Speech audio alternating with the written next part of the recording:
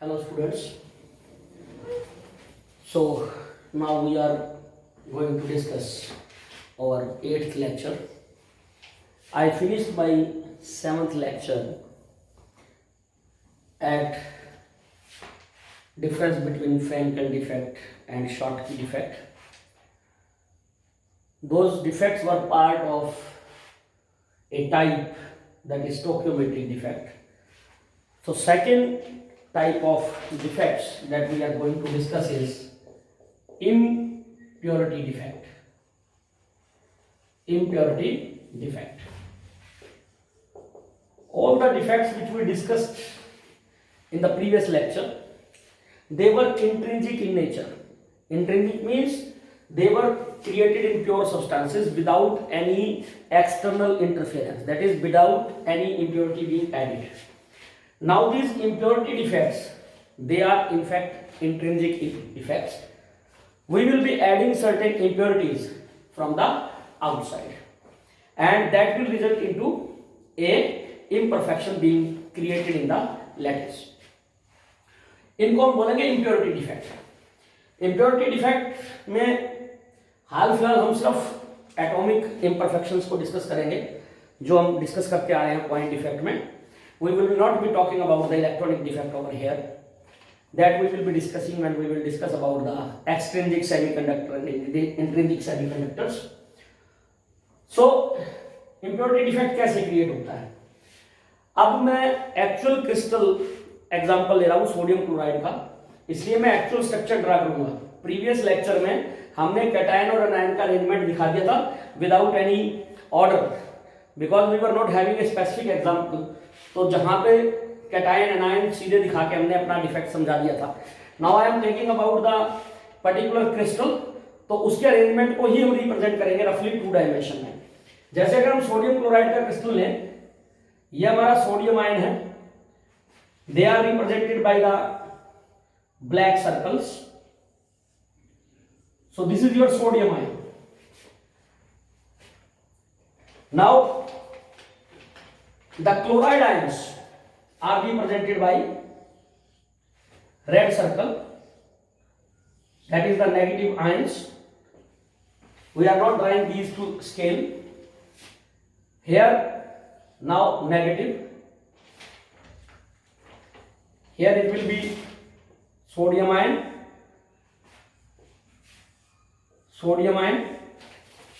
and here negative chloride.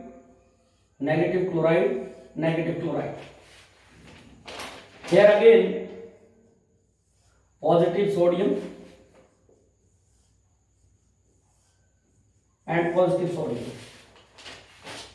Now actual this was the arrangement. This is the actual arrangement in the sodium chloride. हमने sodium chloride का जो structure discuss किया था तब बताया था कि हमारा कैटायन जो है वो ऑक्टाहाइड्रल वॉइड में होता है. तो ये 4 स्फीयर्स हैं क्लोराइड के, एक बाहर आपकी तरफ अगर 3 डायमेंशन जाएंगे, एक पीछे की तरफ क्लोराइड. तो ये आपका ऑक्टाहाइड्रल वॉइड में प्रेजेंट है यहाँ पे सोडियम. अब इंप्योरिटी डिफेक्ट क्या है कि अगर हम किसी क्रिस्टल को लें, सोडियम क्लोराइड के क्रिस्टल को लें, and we fuse it with strontium chloride. Sodium chloride का क्रिस्टल लिया और इसको फ्यूज कर दिया by mixing with strontium chloride, और उसको फिर हमने धीरे धीरे slowly cool down किया. Then what will happen?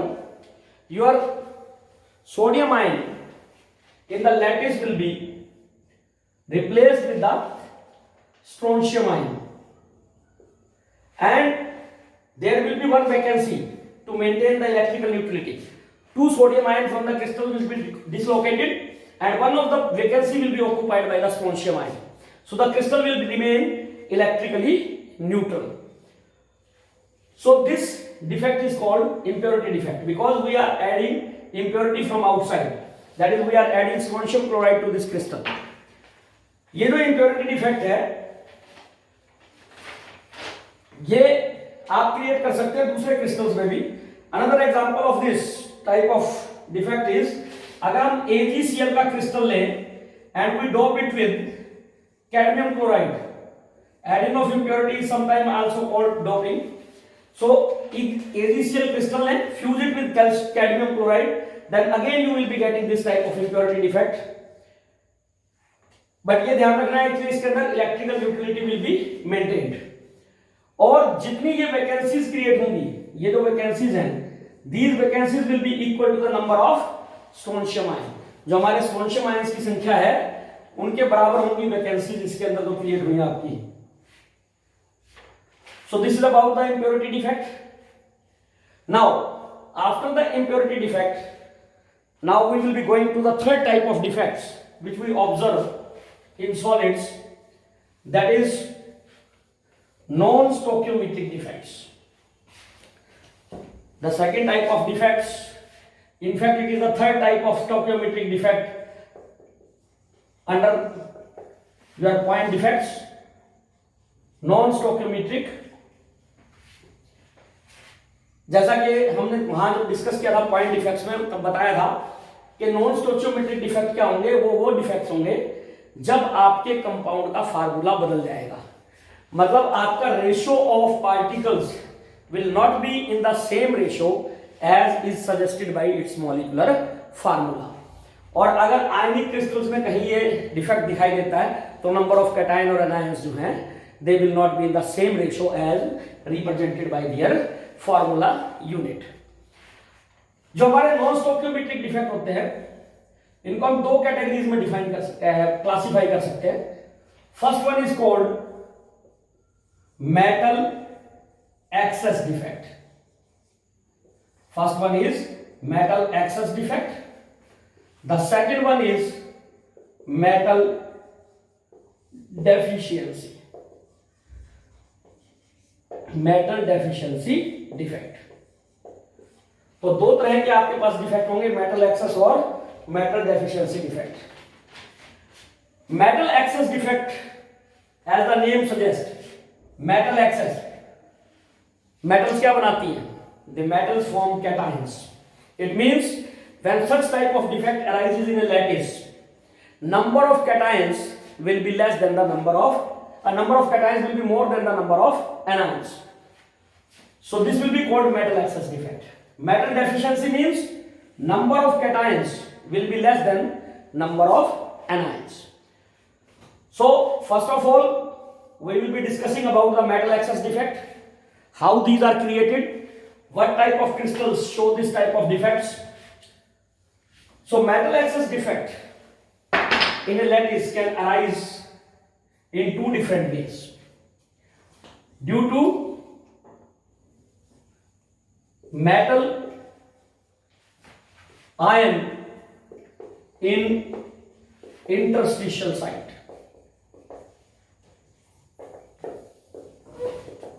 इस केस में एक्स्ट्रा मेटल आयन है, ये extra metal ion in interstitial site, and second one is due to anionic vacancies.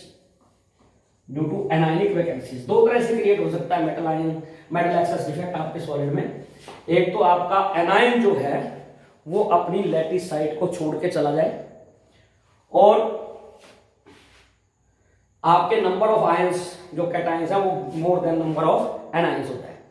Electrical neutrality in that case, in such case will be maintained by the electron which will be occupying the site, vacant site left by the anion.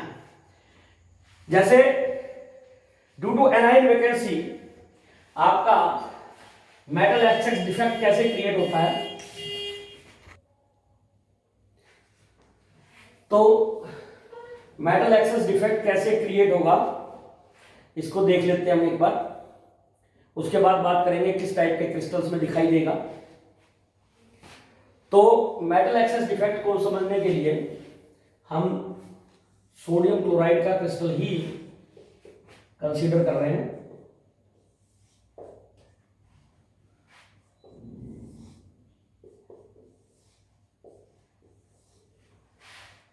जैसा कि हमने अभी draw किया था sodium chloride का crystal, ये बिल्कुल उसकी रेपिटेशन है।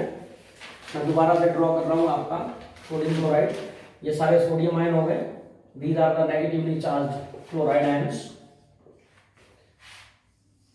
Of course these circles are not drawn to the screen, ये साइज के हिसाब से नहीं है। तो ये आपका सोडियम क्लोराइड का क्रिस्टल था। अब हम क्या करें, अगर हम इस सोडियम क्लोराइड के क्रिस्टल को हीट करेंगे in presence of sodium vapours, sodium vapours लें हम और उनके प्रेजेंस में एटमॉस्फेयर ऑफ सोडियम वेपर्स में इस सोडियम क्लोराइड को हीट करें, then what will happen, this crystal will start growing over the layer. आपका जो सोडियम वेपर्स है उसमें से sodium atom will get oxidised, a sodium ion will be formed, and at the same time chloride ion will diffuse to the surface and it will be occupying this layer. Chloride ions will diffuse to the surface, whereas the electron lost by this sodium metal, it will diffuse into the vacancy created by the sodium ion. So this crystal will grow further, ये crystal grow करेगा, sodium atoms जो है वो oxidise होंगे, chloride ion diffuse होंगे to the surface, एक layer और बननी शुरू हो जाएगी NaCl की, और जहां वैकेंसीज क्रिएट होंगी एनायन, वहां पे जो electron lost by sodium ion है they will diffuse. So in all what will happen, that there will be a defect created over here from where the chloride ion or chloride anion has left, and the defect is similar to that of a Schottky defect.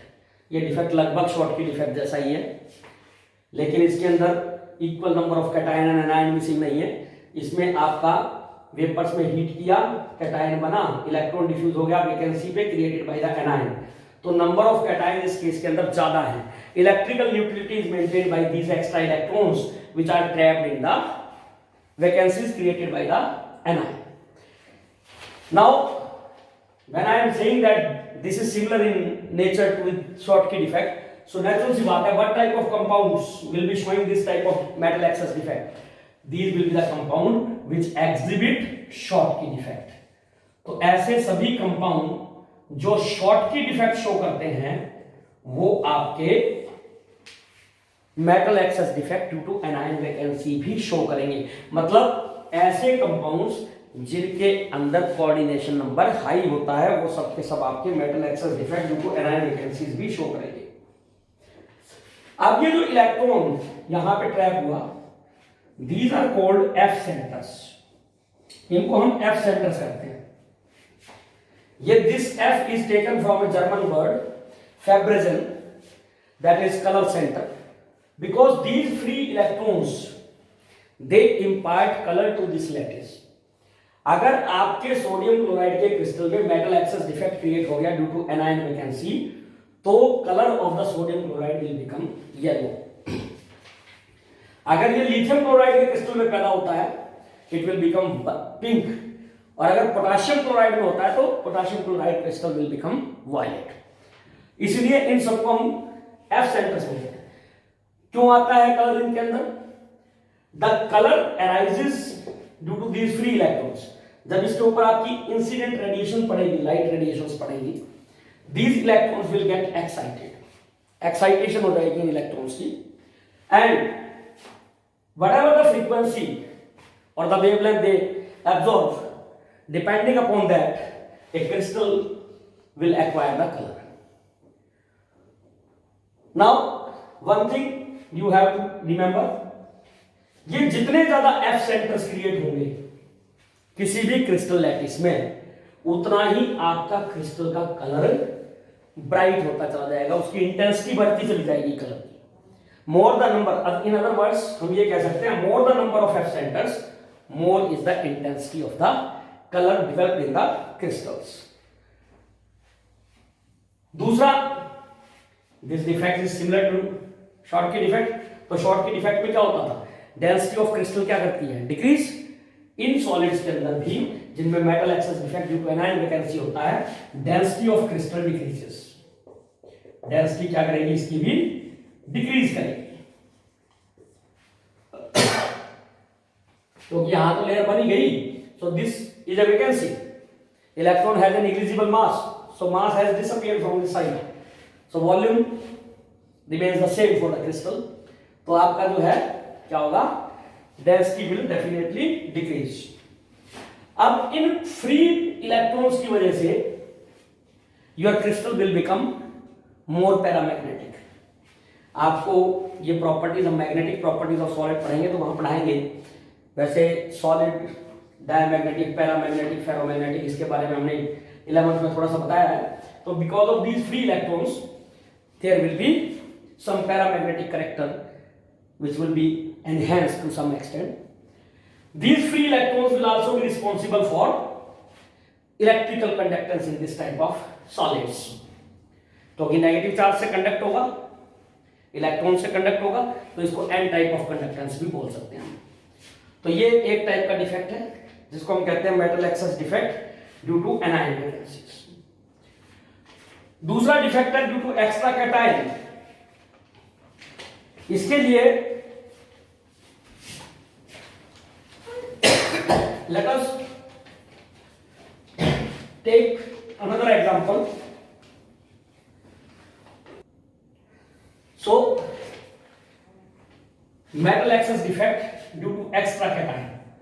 Metal excess defect due to extra cation.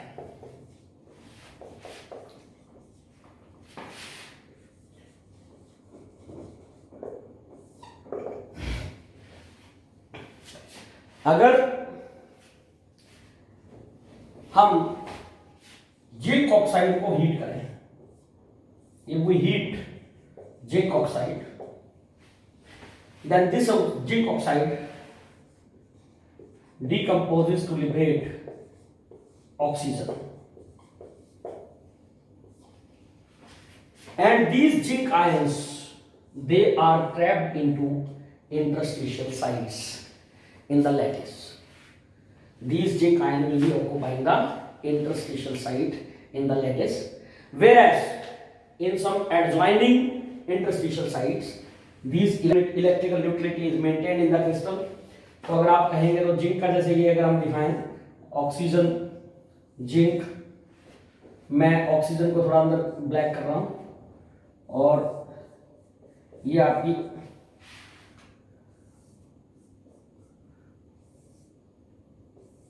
इस type का अगर ये lattice हो तो क्या होगा कि हमारा जिंक जो है वो कहीं यहाँ ट्रैप हो गया इंटरस्टिशियल साइट में जिंक आयन, और जो इलेक्ट्रॉन्स थे वो कहीं एडजॉइनिंग साइट्स के अंदर ट्रैप हो गए, so that the electrical neutrality is still maintained. जो ये एक्स्ट्रा जिंक आयन है ये मूव कर गया इंटरस्टिशियल साइट में, और बाकी जो इलेक्ट्रॉन्स हैं वो मूव कर गए एडजॉइनिंग इंटरस्टिशियल साइट्स के अंदर. और आपका जो formula of this zinc oxide will now become 1 plus XO. Here X because we don't know how many zinc ions have moved to the interstitial sites. Extra cations की संख्या exactly हमें नहीं पता है, तो हम इसका फार्मूला लिखेंगे Zn 1 plus XO. So molecular formula was Zn 1:1. Now the ratio is 1 plus X:1. So you are observing that the stoichiometry of this compound has changed. ये तो मेटल एक्सेस डिफेक्ट है ड्यू टू एक्स्ट्रा कैटायन, ये आपका लगभग Frenkel defect से मिलता जुलता है.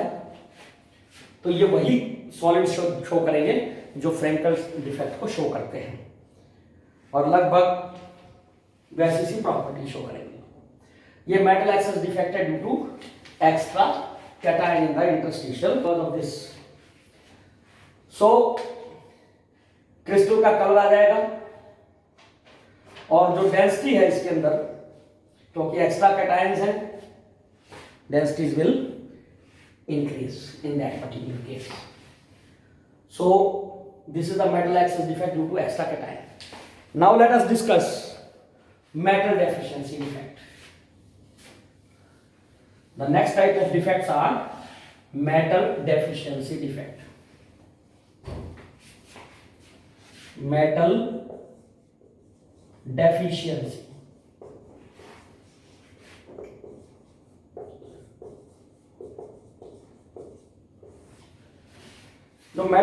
डेफिशिएंसी डिफेक्ट है, these are generally observed in those lattice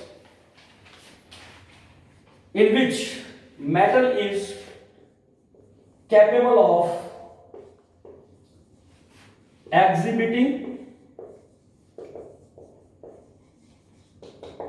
variable oxidation state. Variable oxidation state. कहने का मतलब क्या है कि ये उन्हीं सॉलिड्स के लैटिस में दिखाई देगा आपको जिनमें जो हमारा मेटल आयन है वो एक से ज्यादा ऑक्सीडेशन स्टेट शो करेगा। और क्योंकि एक से ज्यादा ऑक्सीडेशन स्टेट आपके ट्रांजिशन एलिमेंट शो करते हैं, तो ऐसे इफेक्ट हमें जनरली ट्रांजिशन एलिमेंट्स के कंपाउंड्स में दिखाई देंगे। किन में दिखाई देंगे? ट्रांजिशन एलिमेंट्स के अंदर दिखाई देंगे, उनके कंपाउंड में दिखाई देंगे। अब क्योंकि ये मेटल डेफिशिएंसी डिफेक्ट है, it means number of anions are more than number of cations. तो जो negative charge, extra negative charge है, वो कैसे बैलेंस होगा? वो बैलेंस होगा जब आपका एक नियर बाई आयन अपनी हायर ऑक्सीडेशन स्टेट को एक्वायर कर लेगा। जैसे इसका सबसे बढ़िया एग्जांपल है ब्यूसाइट।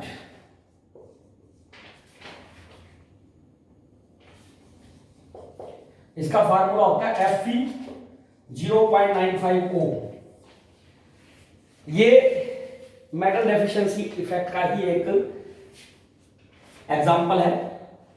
आयरन के ऑक्साइड्स में दिखाई देते हैं हमें ये, आपको आयरन पायराइड में भी दिखेगा, निकल ऑक्साइड में भी दिखेगा, टिटेनियम ऑक्साइड में भी दिखेगा दिस टाइप ऑफ डिफेक्ट्स।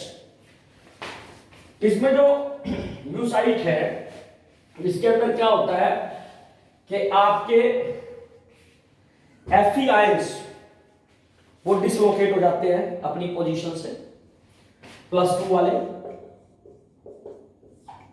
और नियर बाई जो आयंस हैं वो आपके ऑक्सीडाइज हो जाते हैं Fe3+ में।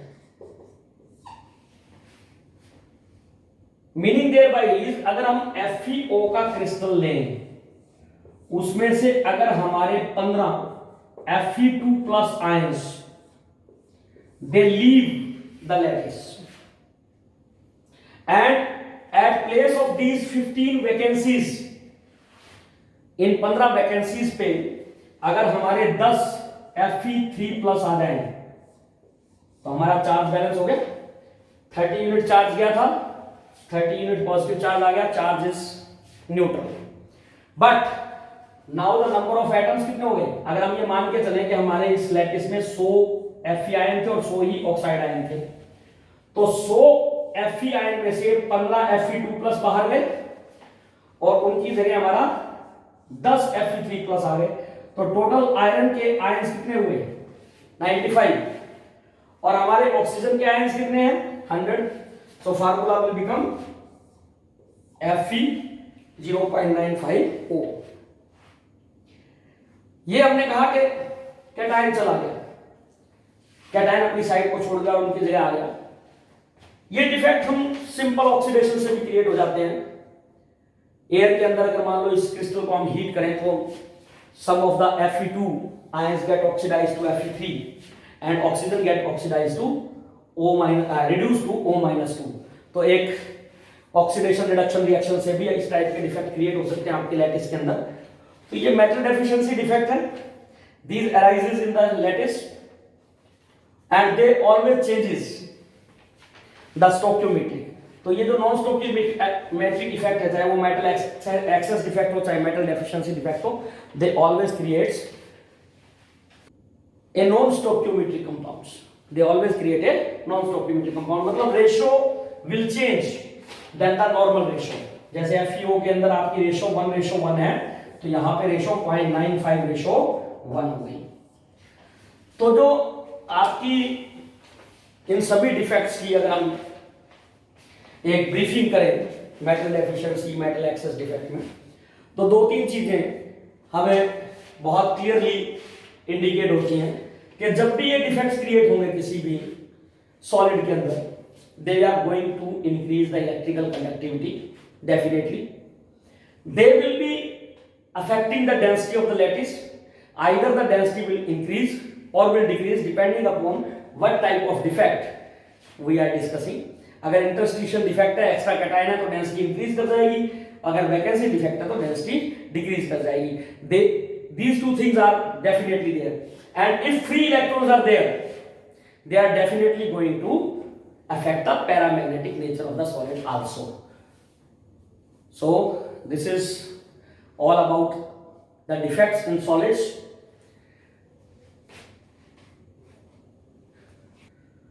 So this is all about what we have to discuss in defects in solids. Now we are left with properties of solids, that is electrical properties of solid and magnetic properties of solids, that we will be discussing in our last lecture tomorrow, that is the lecture number 9, and we'll try to finish that topic or this chapter in all. And if got time, then we will be discussing the competition profile of this chapter also, what is extra needed for competitions, that we will be discussing in the lecture number 10, maybe at the same time or maybe at some later stage. Thank you very much.